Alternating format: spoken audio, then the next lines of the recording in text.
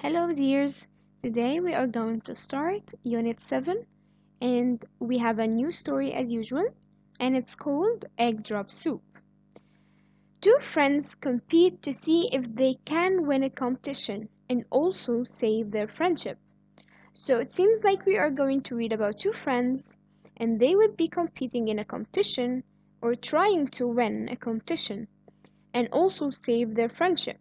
Seems like they will have a fight or something, and it can ruin their friendship, but they will be trying to save their friendship. If you look at the picture, you can see some cracked eggs, and you can see something that looks like a parachute. So let's see what the story is about. Before we start, we need to know the author of this story and the illustrator.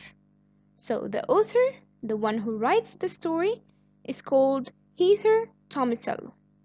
And we also have the illustrator, the one who draws the pictures, Elizabeth O. Dulempa.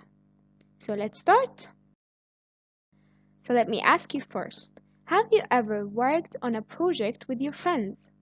Did you get along well? What would you do differently next time?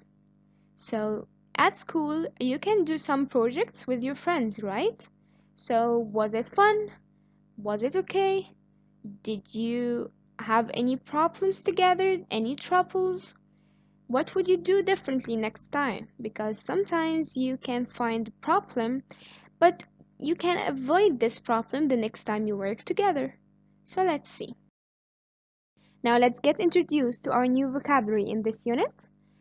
I'm going to explain and discuss some of them in the first part, and the rest will be in the second part. Alright? But before we do that, I'm going to read them and I want you to repeat after me. So we have annual, annual, revenge, revenge, impact, impact, launch, launch, previous, previous, institution, institution, stadium, stadium, glare, glare, absorb, absorb, cushion, cushion, creative, creative, design, design, brainy, brainy, sieved, sieved. Alright, so let's start explaining the first part or the vocabulary of the first part. We have the first word, brainy. Look at her. She's a brainy girl. He always was the brainy one, except at Arabic. So we can guess what the word means. It means having or showing intelligence. Having or showing intelligence, which means very smart. The second word we have, annual. Annual. Look at the picture and the example. The school trip has become an annual event. 2018, 2019, 2020. Alright, so each year. So annual means happening once every year.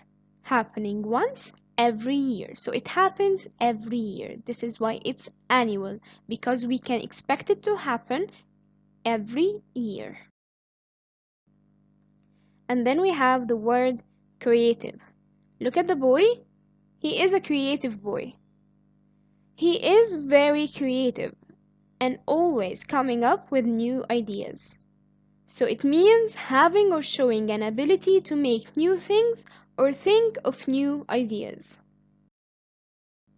Now, if I tell you, what's this? I think most of us will know. This is a stadium. There were lots of excited fans in the basketball stadium. So, stadium means a large closed area of land with rows of seats around the sides and often with no roof, used for sports or events. You know, we can go to the stadium to watch a football match, right? So this is a stadium. Then we have the word institution. Look at the picture and the example. Giving presents on Christmas is an institution. What does that mean? Institution means a custom or a tradition that has existed for a long time and accepted as an important part of a society. And we have the word design. Look at the picture. This is a design. I like the design of the new green dress. So, a drawing showing how a building or a product is to be made and how it will work or look. So the design of something shows us how it can be made and how it will look or work. Now we have this word absorb. What's the relation between the word and a picture of a shoe? Let's see. You need to put on these shoes because they can absorb the shock while running. So, you can see that this shoe has thick rubber sole, right? And while you are running, you can run on some rocks.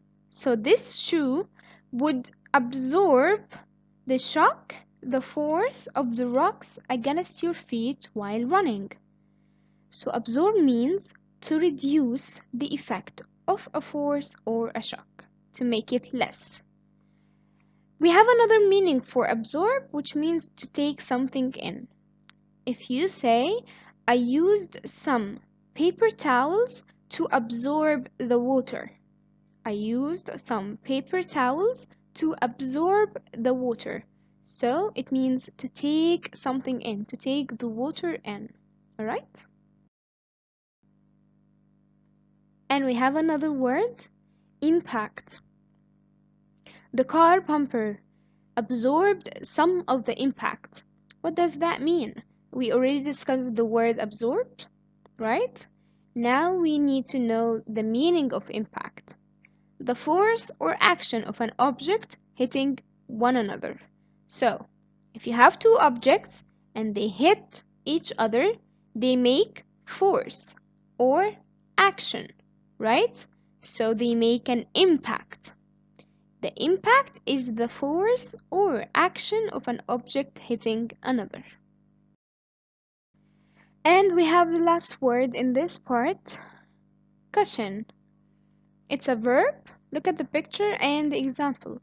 The knee pads will cushion your legs in case of falling. You can see he has something on his knee. This is called knee pad, right? So, the knee pads will cushion your legs in case of falling. Cushion means to make the effort or force of something softer, so it will not hurt his knee when he falls. So, cushion means to make the effort or force of something softer. Now we are ready to start reading, so please underline any target word that you find. Okay, everybody, it's that time of year, said my science teacher, Mr. Beale. So from the first sentence, we know that our main character is the narrator, the one who tells the story. And we have a second character, Mr. Beale, the science teacher. This Friday, we will have the annual egg drop challenge. A couple of my classmates groaned, but no one was at all surprised. Mr. Beale's 5th grade egg drop challenge was an institution at my school. So please underline annual and institution. So they have a challenge and it's an annual challenge. It happens every year.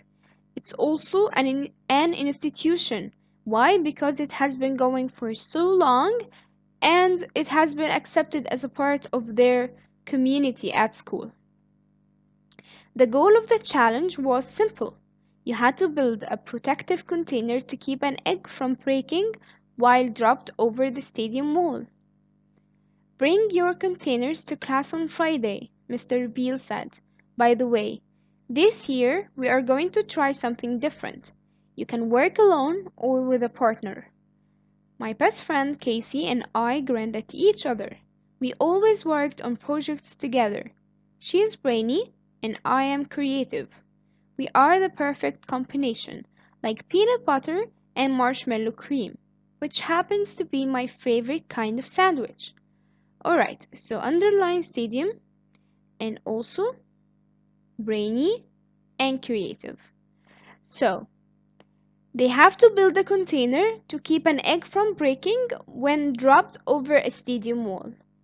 And this year, Mr. Beale decided that they can work together. They can work with a partner if they want, or they can work alone. So the narrator and her best friend, Casey, grinned at each other. They smiled very big at each other because they always worked on projects together. Casey is brainy and the narrator is creative. So they are perfect together. I made my favorite sandwich that afternoon while waiting for Casey to come over and work on the container. Spreading the fluffy marshmallow cream gave me an idea. I have a brilliant design for our egg container, I said when Casey arrived. What? Casey asked eagerly. We can cushion it with some marshmallow cream. Huh? You know, to absorb the shock of the impact, I explained. You've got to be kidding, Laura. You have a better idea? Casey pointed to a sketch in her notebook. Actually, I do. We put the egg in a basket with a parachute attached. It will simply float to safety. Alright, so please underline design, cushion, absorb, impact. Okay, so now we know that our main character is Laura and the narrator as well.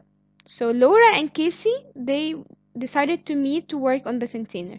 Each one of them has an idea for the container and they are very different, and it seems like they are not agreeing very well together. So let's see who will convince the other with her idea.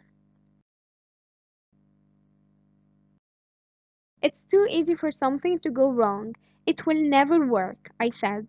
In marshmallow cream, well, Casey rolled her eyes. The parachute is better than that stupid idea. I couldn't believe it. Of course, we had had our little fights in the past, but this was different. She had never called any of my ideas stupid before. Oh, yeah? I said. Yeah. All right. So it seems like we have a little fight here with the two best friends because they didn't agree with each other's idea. However, Casey crossed the lines by calling Laura's idea stupid, which is very mean. You shouldn't call your friends' ideas stupid. So, how will they work together? How will they fix this problem together? We will see in the second part because this is the last page in this part. We will see what will happen if they will continue working together or what are they going to do. Alright, so let's start analyzing the elements of this story. First, we have the characters. We know that we have Laura, Casey, and Mr. Beale. We also have the classmates. What about the setting? The time? Friday, because the main event will happen on Friday. And the place? School, because the event will happen at school. The clue of the first part, the main event that will lead us to the main idea. So, what's the main event in this part? Casey called Laura's idea stupid, and Laura got upset. This is the clue that will lead us to the main idea. Now we're done with the first part. See you in the next part.